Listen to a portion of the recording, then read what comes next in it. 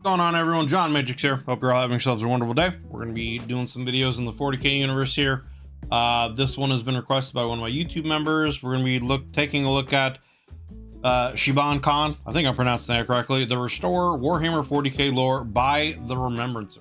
Links will be down below in the description, as always, to the original video without my commentary and reaction, and to the Remembrancer's channel. So please do me a favor. If you enjoy this video as we go through it, be sure to click that link and go over there and give it a like. And check out the content on the Remembrancer's channel and give them a sub if you enjoy their content. They definitely deserve the support. If you'd like to join us as I do these reactions live with my YouTube members, as I'm doing right now, there is a join button underneath the video, as well as a link in the description to the YouTube membership benefits and tiers that I offer. So yeah, take a look at those, see if any of that would have any interest for you. If you've been around the channel for a while and decide you want to take your support to the next level, that is an option. With all that said, let's get this here bread. So again, this is SHIBAN Khan, the Restore Warhammer 40K lore by the Remembrancer. You were right, SHIBAN said. Is that any comfort? You were right about Torgan. They tell me he was on the Swordstorm at the end. They tell me you had something to do with that. A habit I learned on Prospero. It grieves me that he stood alone. Ilya shook her head. Do not grieve. I saw him before we were pulled out. Pulled out. Anyway. SHIBAN bowed his head. That is good to know.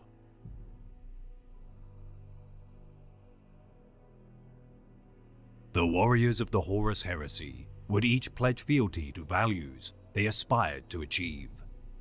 Loyalty, honor, righteousness, and vengeance would stand at the forefront of each engagement waged by the great civil war of the Imperium, with many So, being the name Khan there, I would assume this is going to be something with one of the White Scars, which I'm about.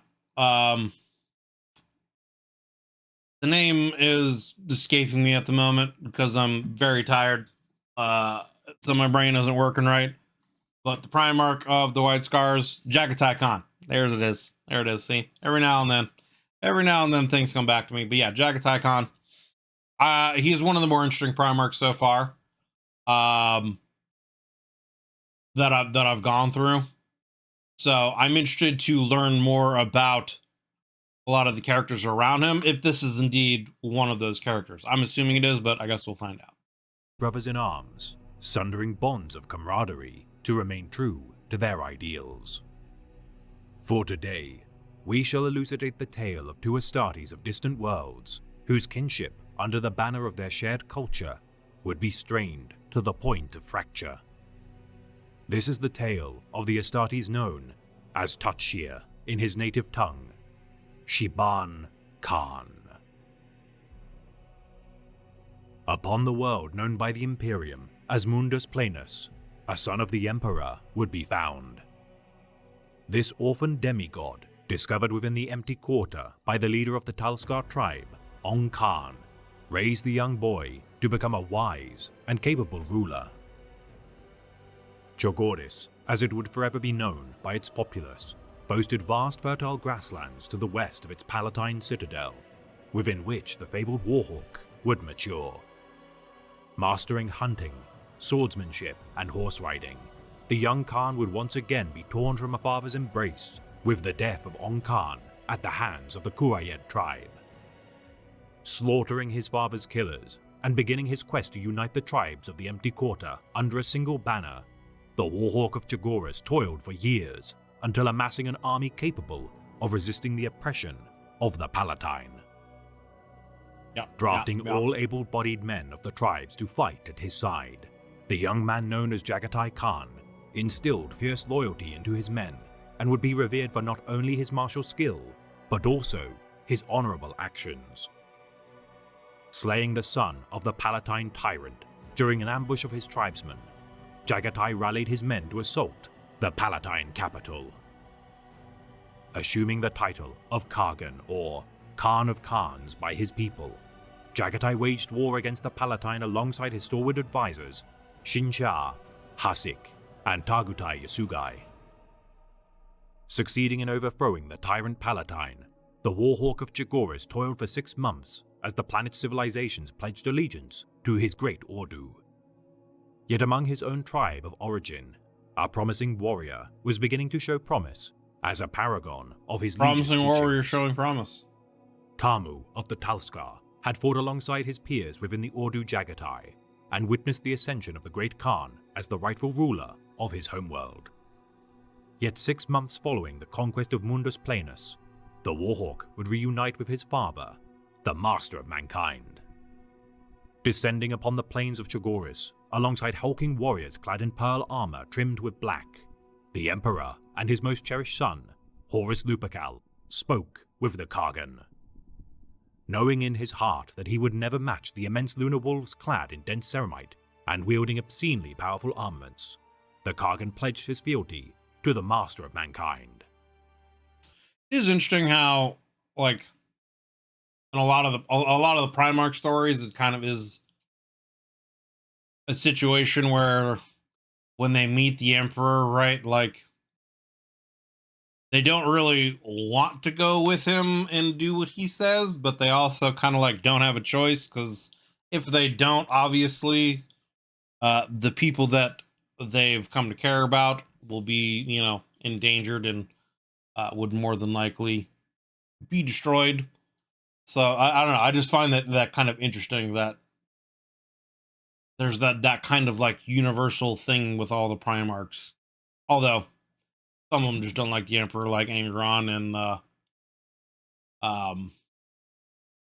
Conrad, because, you know, Conrad had his vision of his own death.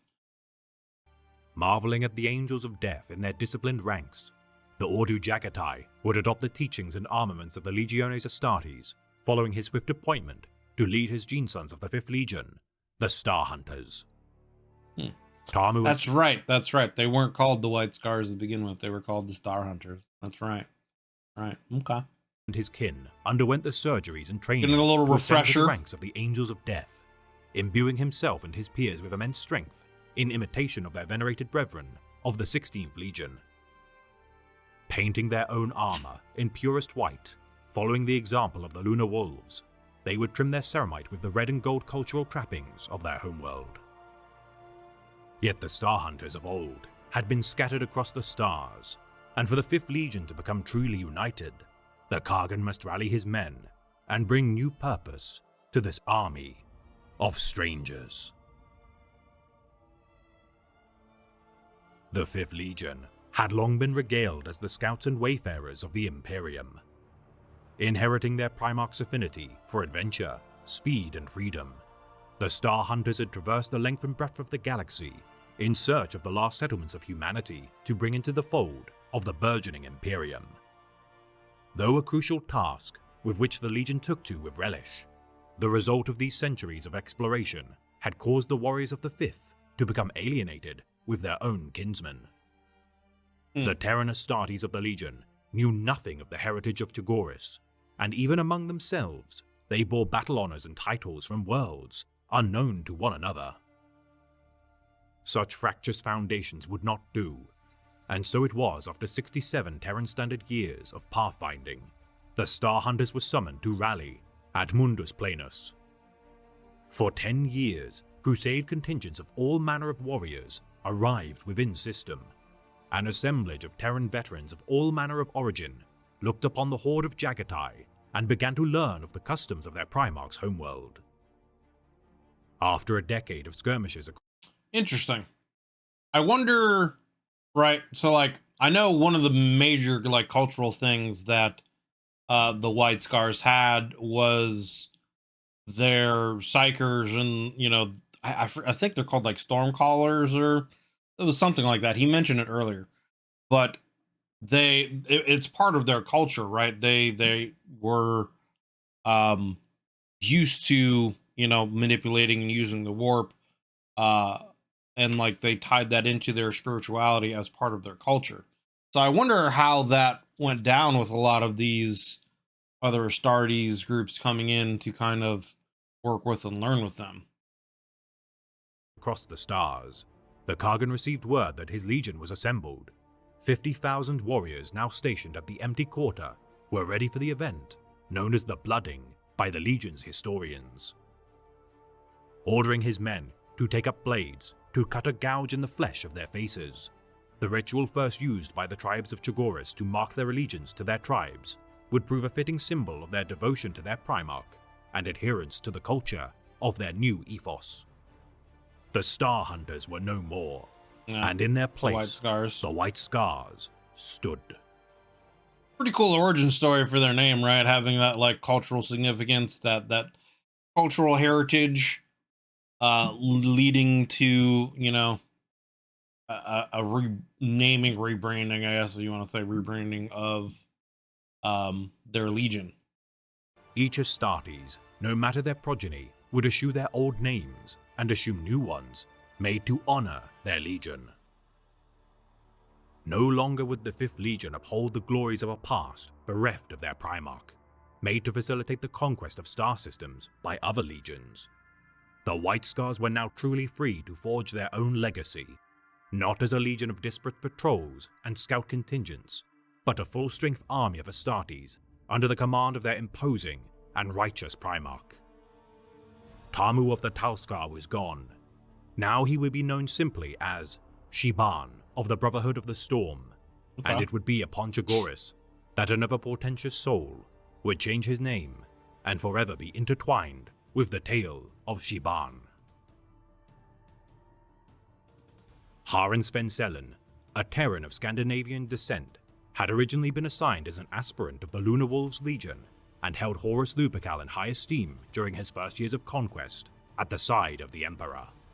Yet due to the amount of his aspirant peers succeeding in their trials, their numbers were in excess of the needs of the 16th Legion, and so it was that Haren was reassigned to join the Star Hunters. I've always thought that the eye on like Horus and the Lunar Wolves, I don't know, that always felt like it had more of a demonic like feel to it. I don't know. Assuming the name Torgun with his blooding complete, his dreams to become a future son of Horus, though dashed, would not diminish his zeal made in the name of the Warhawk. Assigned to the Brotherhood of the Moon, Torgun with time would fight during the Great Crusade, yet it would be years before SHIBAN would meet his kindred and form a bond of brotherhood. Ascending to the rank of Khan, Torgun oversaw the punitive actions against the rebels of the world of Uri, and would fight alongside the esteemed Lunar Wolves led by Captain of the 19th Company, Ferulam Moy, at the Battle of Tarch Belt. Known for his battle cry, no backward step, Torgun's prior training as an aspirant of the Lunar Wolves proved invaluable during his cooperation with the 19th Company. Invited to join the 5th Legion's Warrior Lodge fraternity by his subordinate Hakim and Captain Moy, Torgun's esteem continued to rise within his legion, while SHIBAN toiled as a line soldier. With the Great Crusade drawing to a close, the true brothers of distant worlds would begin to reap the spoils of glory, with SHIBAN having proven himself to be a capable warrior, earning him the command of the Brotherhood of the Storm and rank of Khan. Many saw SHIBAN's nature as too reckless to be responsible for the command of a brotherhood, yet the Warhawk saw within him an indomitable and brave spirit. The Sons of the Storm and Moon had fought together on some campaigns during the Great Crusade, yet during the dawn of a new era of brutal conflict, their bonds of camaraderie would be torn asunder. Horus Lupercal, Primarch of the now Sons of Horus Legion, had turned his back on the Emperor and sought to usurp his rule as the new sovereign of humanity. Fucking Erebus, am I right? Am I right? Ordering the Dark Angels, Blood Angels, and Ultramarines to conduct distant campaigns far from the catalyst of heresy, the White Scars would assume the responsibility of cleansing the Chondak system of the remnants of the Orc Xenos. Broken during the Ulanor Crusade, the Greenskins under the command of their overlord, Erlak Erg, would prove to be a thorn in the Imperial side should they have time to regroup. Now ruled by the successor, Erlak Uruk, over 60,000 Astartes of the 5th Legion combated the Xenos, with the Warhawk at their spear tip. 6,000 White Scars would perish during the campaign, Yet the War Master had cast them to a war zone with little chance of devastating their numbers. For in his mind, his stalwart brother would fight at his side during the heresy to come. A decision which Torgun Khan would approve. As war broke out across the stars, the lines between loyalist and traitor began to be drawn. Horus's rebellion. Yeah, I mean, like, what is it? The White Scars weren't at Isfahan 3 or 5, right? They weren't there for that. And if I remember correctly, they kind of didn't take sides until Alfarius, or Omegon, one of them, like sent them a signal basically saying that Horus was a traitor. And then they, you know, joined the sides of the Imperium, etc. And then he kind of had like a rivalry with Mortarion here, from what I remember. So, I don't know, it's just interesting seeing all these, like, this kind of integration between Horus and the Luna Wolves with the White Scars. That's stuff that I didn't really know about. Had drawn many to his banner. Fulgrim, Angron, and Mortarion were at his side during the Isfahan 3 atrocity. Leman Russ, through manipulated orders of the Emperor, had culled the Thousand Sons of Magnus the Red, and set his well-meaning brother down the path of damnation. Rogel Dawn had received word of the War Master's perfidy. Ferrus Manus had been betrayed by his most cherished brother, Fulgrim, and would lead the charge for reprisal by the side of his kin, Vulcan and Corvus Corax. Yep. Their reprisal cut short by the betrayal of Perturabo, Conrad Kurz, Lorgar Aurelian, and Artharius Omegon. Yep. The Lion, Rabute Gilliman, and Sanguinius were far from the news of the burgeoning heresy. I've said this numerous times, but I don't know if we're going to get it in the Henry Cavill series, but at some point in the future, I really hope we actually get to see the Isfahan 5 massacre in some kind of, like, cinematic setting. I don't know. I think it would be pretty epic to see it done, like, properly from all perspectives. Heresy, and could not hope to intervene. Yet one Primarch remained, which none could ascertain his allegiance. Right. The Khan. A stalwart brother of Horus from the first day of his reunion with the wider Imperium, Jagatai respected few alike to the War Master. With the Greenskins of Chondax Prime defeated, on the moment of their victory, a knife would be plunged within their backs. The Alpha Legion had travelled to the Chondax system, and without warning, ambushed the White Scars upon the gas giant of Themis. Massacring the Astartes unaware of their treachery, the Themis massacre saw to the complete routing of the Scars' position, whilst triggering volcanic eruptions to conceal their actions. Ordering his forces to fall back to Chondax Prime, following the sudden mysterious loss of his men, with the destruction of the Tenebrae station, Jagatai Khan received garbled astropathic communications, whilst the Alpha Legion, disguised in the armor of the White Scars, picked off lone contingents of Jagatai's men across the system, flooding their relays with disinformation, stating tales such that Leman Russ, the Wolf King, had ignited a coup against the Imperium by assailing the Thousand Sons homeworld of Prospero, with confirmation by Horus, whilst also receiving orders from the Praetorian of Terror that the War Master had betrayed the Emperor. The Hydra surrounded Chondax Prime, forming a blockade of the cornered 5th Legion fleet, yet never firing a shot, nor declaring their own allegiance. Regardless, the Warhawk refused to be caged, creating a naval formation known as the Chisel to punch through the mass of Alpha Legion vessels. Many Scars remaining within the Chondax system on worlds such as Hercon, Epihelicon, and Themis IV harried the Hydra's forces, buying time for their liege to escape the trap that had been sprung. Ignoring the pleas from the Space Wolves for aid within the Alaxus Nebula, the Khan refused to believe the reports that he had received with no proof nor verification, and would not blindly aid either side of the conflict. Instead ordering his fleet to travel to the site of the reports of bloodshed he had first received, Prospero. The War Master had not ordered the Alpha Legion to commit hostile actions against the 5th Legion, yet through their deeds, the Scars now took their first steps to uncovering the truth.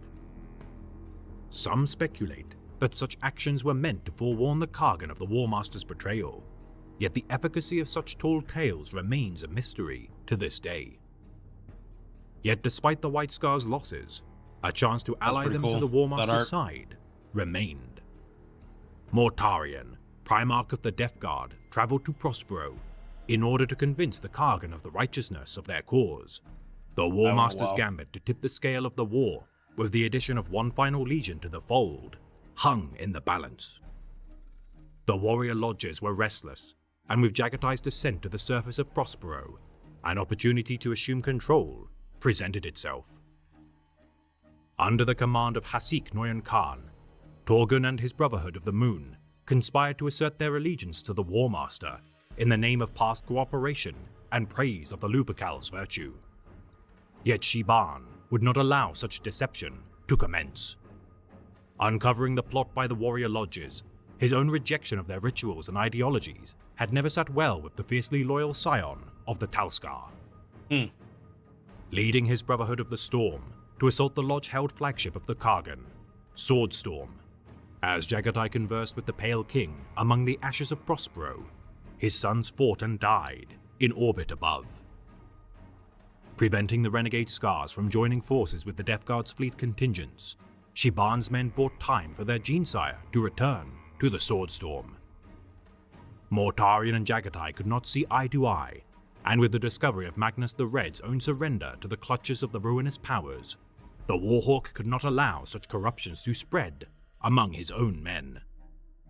As the Pale King fled, Jagatai returned to his flagship to find his men in disarray. Many had perished during the coup of Hasik Noyan Khan and Torgun, and despite his valor, SHIBAN had been grievously wounded. Every time I'm hearing the name Torgun, it's making me think of Torgadon from the books or whatever. By his kin. Using his body as a shield to protect the Munitorum attaché and close friend of the Kargan, Ilya Ravelian, from harm, SHIBAN endured bolter and plasma fire as the blast tore the limbs from his body and gouged his left eye. Enraged at the presumption of his men to undermine his own authority, Jagatai saw to the arrest of the conspirators and rallied those loyal to the Emperor to escape the Death Guard fleet. Once safe from the conflict, the Kargan presided over a trial of the renegades, personally executing those who sought no penance for their actions, including his veteran ally, Hasik Noyan Khan. Torgun had believed his intentions to preserve the Imperium by allying with the War Master Righteous, yet accepted his demotion from the rank of Khan and assignment to the Bringers of Vengeance, the Magyar Mazan.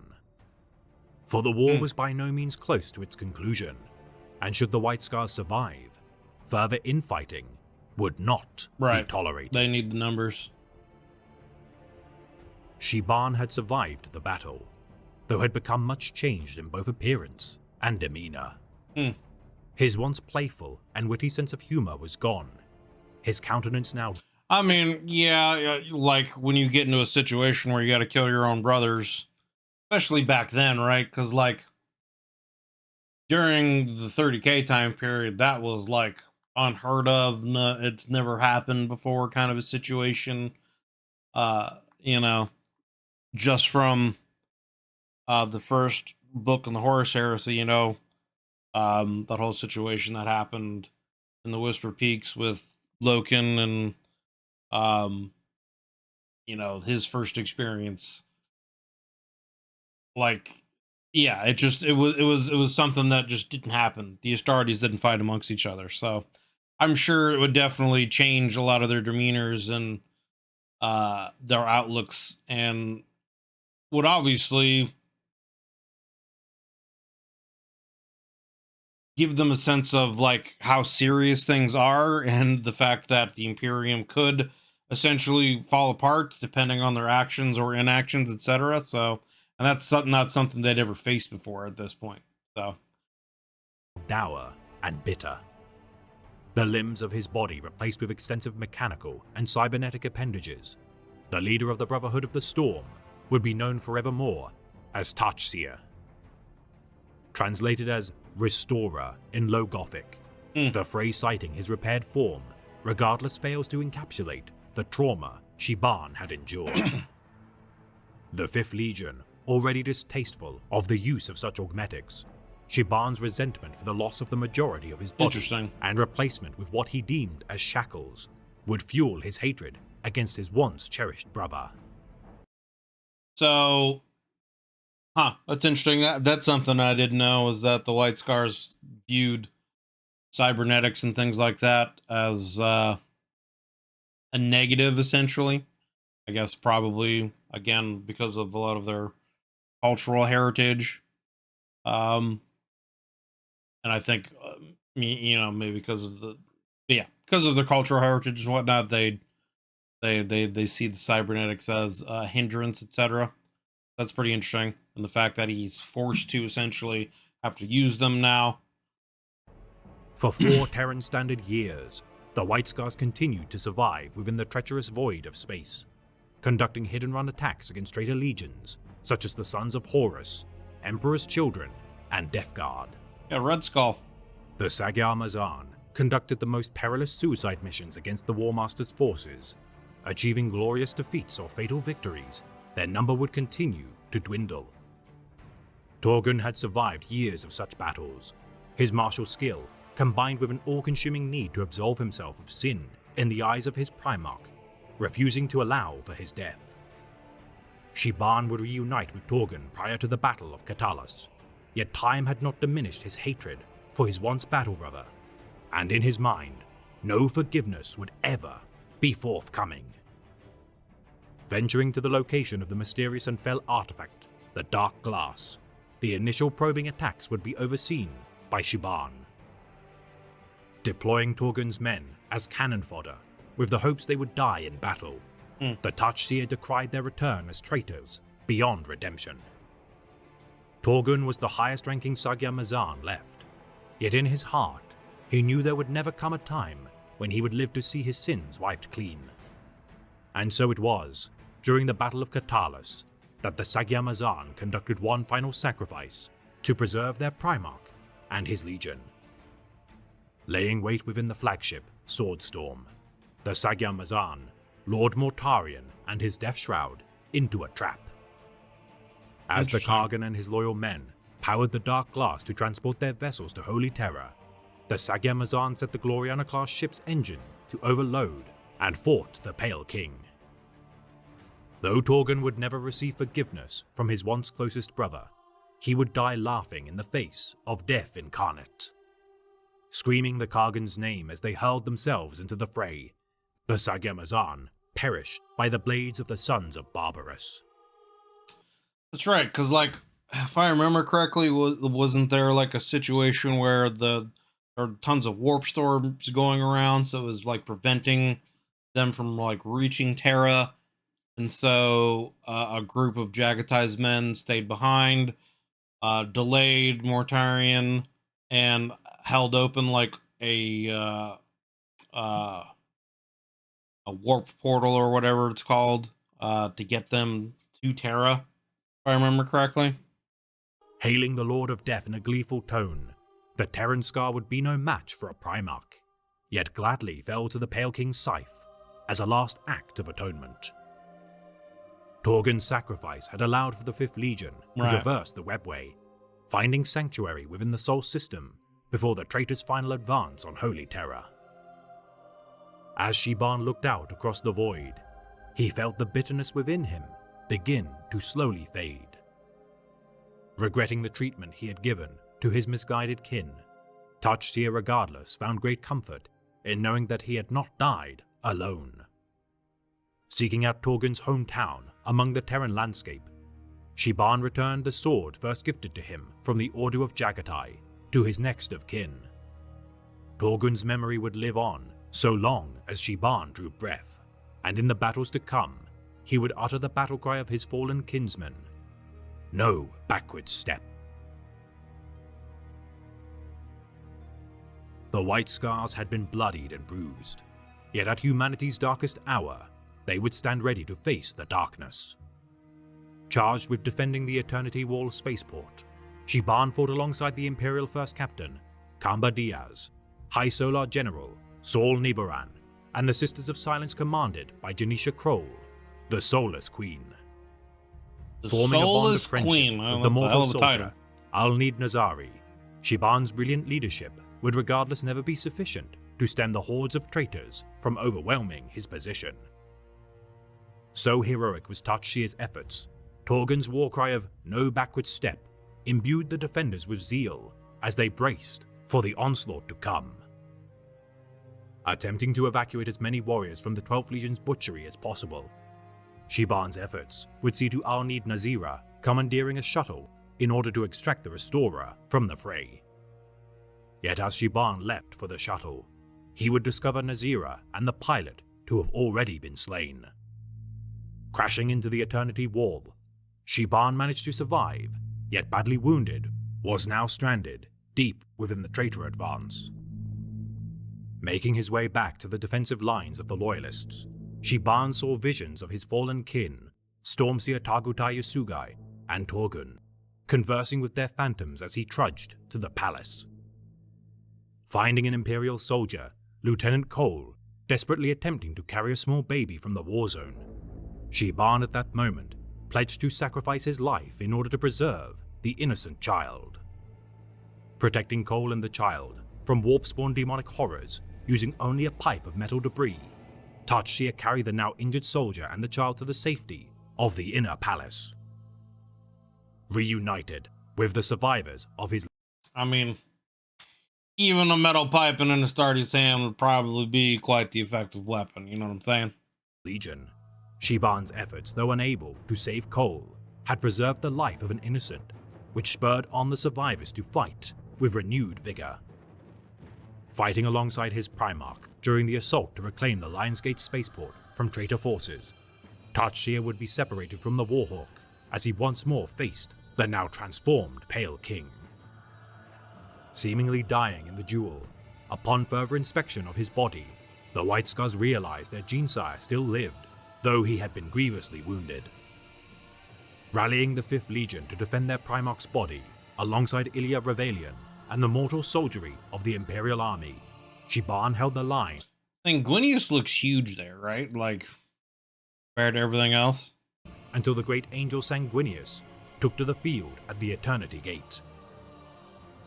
Declaring SHIBAN as the incumbent master of the hunt, the Restorer preserved the battle lines of the White Scars until the end of the siege, alongside the newly appointed Gonzorig Noyan Khan and Shinfai Noyan Khan. The Imperium would be victorious, but at a staggering cost of lives. Though a broken man by many accounts, Tatsuya had refused to surrender to despair and stood his ground alongside his liege at the most perilous moment of their legion's history. Yet the Restorer stood alone. Great heroes such as Tagutai, Chinsha, Jubal, Shinfai, Hibu, and Torga had been slain. He was all that remained.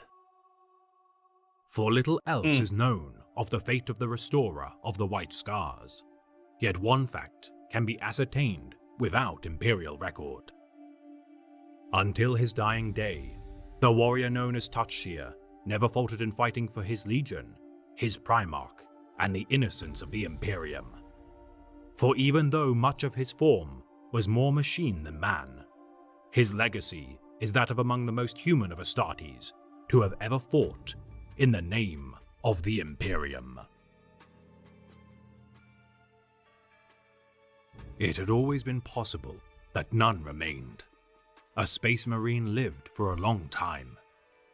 Taking account of the chronological vagaries of warp travel, it was possible to live for very many mortal generations, at least by the reckoning of a fixed point on an origin world. Few successful aspirants ever went home again. For one thing, they had no desire to, their genetic ties having been superseded by a stronger loyalty to their legion. For another, in most cases it would have been pointless, as their parents and siblings would most likely have died by the time they returned. Families understood this, When they gave up male children for the Legiones Astartes, they knew that they would never see them again. The pain of separation was assuaged with pride. On all worlds of the Imperium, to say that one's son had been inducted into the Angels of Death was an honor worth the sacrifice. Har and Sven Sellen's parents, as was expected, had died a long time ago, leaving 2 surviving children. One of those had died childless. The other had gone on to have a family of his own. Even during the blessed epoch of unity, life was hard on the exposed northwest coast of Skandmark, and the gene line had struggled thereafter as the old industrial settlements had dwindled. The last Legion recruiters had scoured the region 50 years ago. For those who remained, the harvests was something of a distant memory. Now only one living soul bore the name Sven Sellen, a crone of 67, her back curved from labor and her skin blistered from the driving saltwing. All of this he was told within the first hour, much of it reconstructed painfully by the settlement's elders, who fussed over him and kept presenting dried fish for him to eat. After he had learned all he could from them, he sent them away, sealing himself in the little hab at the end of the long lane, alone with the old woman and a sputtering generator kicking out more smoke than heat. For a while after that, they didn't say anything to one another. It was an incongruous match, a giant warrior clad in newly reconstituted power armor, as lethal a servant of the Emperor as had ever been made, bent double under a low ceiling, facing an age-hunched mortal female at the end of her life. "Your name," said SHIBAN eventually.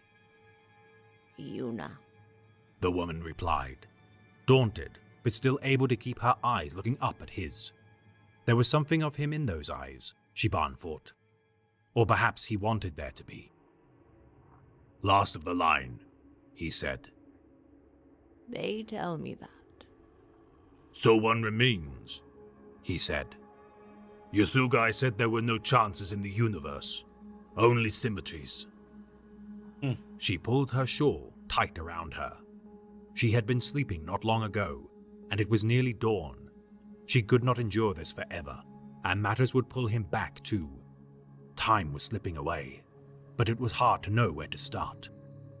You should work with words again. "On my world," he said, slowly, "we have a custom."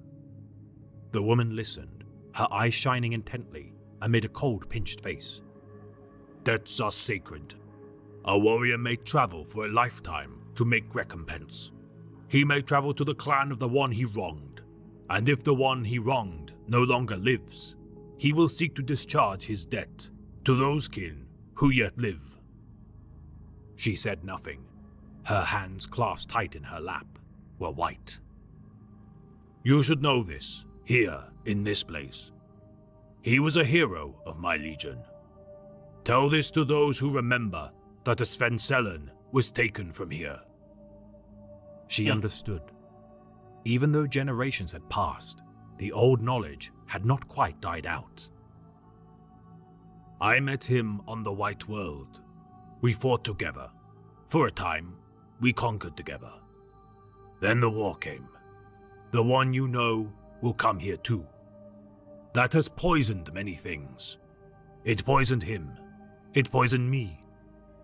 I should have accepted judgment when it came, but the poison ran too deep. Our last words together were bitter. If I could take them back now, I would." Interesting. I mean, obviously, this is him far after those events, looking back with regret that he never really, reconciled with his friend before, he died and sacrificed himself. Especially, I'm sure there's a certain amount of, survivor's remorse or guilt, whatever you want to call it, being he's, from what the story said, the only one that survived, the great battle there on Terra. So that's pretty interesting. The quote here that has poisoned many things. It poisoned him, poisoned me. I should have accepted judgment when it came, but the poison ran too deep. Yeah, last words together are bitter. If I could take them back, I would. I like that quote. So quick to rattle through those years, Torgon and he had fought as brothers many times, but also against one another twice. Once aboard the flagship when Torgon had sided with the pro-War Master faction within the Legion, and again, fatefully, in a squalid encounter after Torgar's exile as a member of the Sagyamazan had come to an end.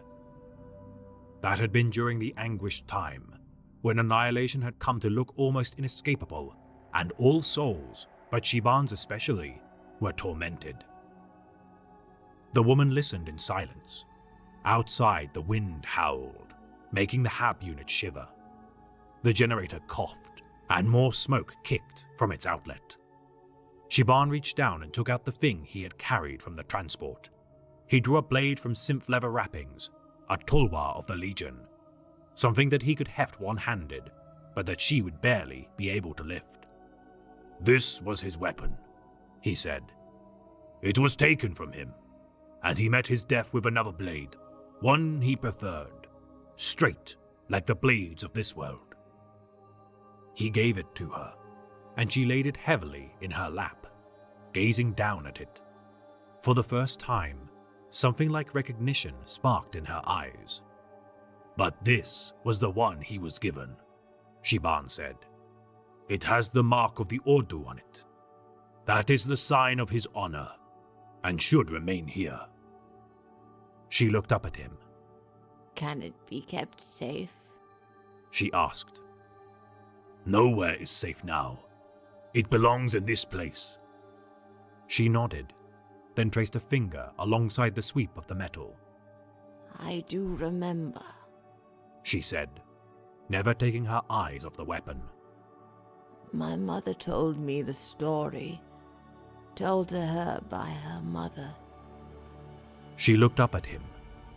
We were proud. We never stopped being proud. SHIBAN nodded. Good. Forgive me, though. I do not know much of the war. I had always been told, well, it was said. She struggled. They told us he had gone to the Lunar Wolves. That name no longer meant anything. It had ceased even to be a source of hatred, just an old term that belonged in another age. It had been a long time since SHIBAN had even heard it mentioned, and soon it would disappear entirely, buried under an avalanche of stale treachery. No, he said. No, tell it differently now. He was, and will always be, a white scar.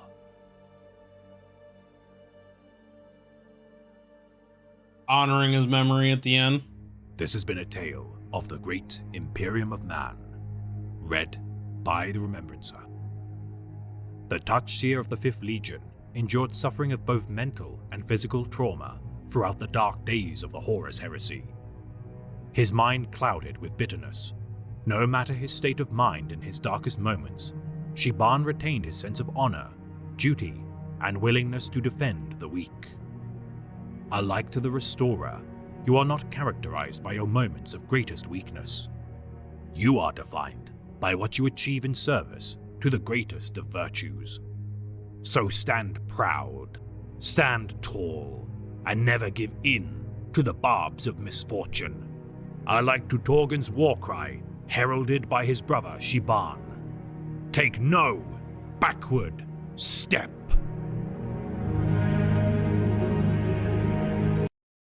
All right, there we go. That was SHIBAN Khan the Restorer, Warhammer 40K lore. I didn't talk as much through this video because a lot of this video was kind of more story based, I guess you could say. Some of it, a good bit of it, I already knew from going through stuff with Jagatai and the White Scar. But there's definitely a good bit that I didn't know. But I just didn't really find a lot of times in between the storytelling to kind of pause and talk and comment on what had been, you know, brought up. It's interesting though how You know, I didn't really know that the White Scars saw like cybernetics and implants and stuff like that as something that kind of, I guess, takes away from the individual.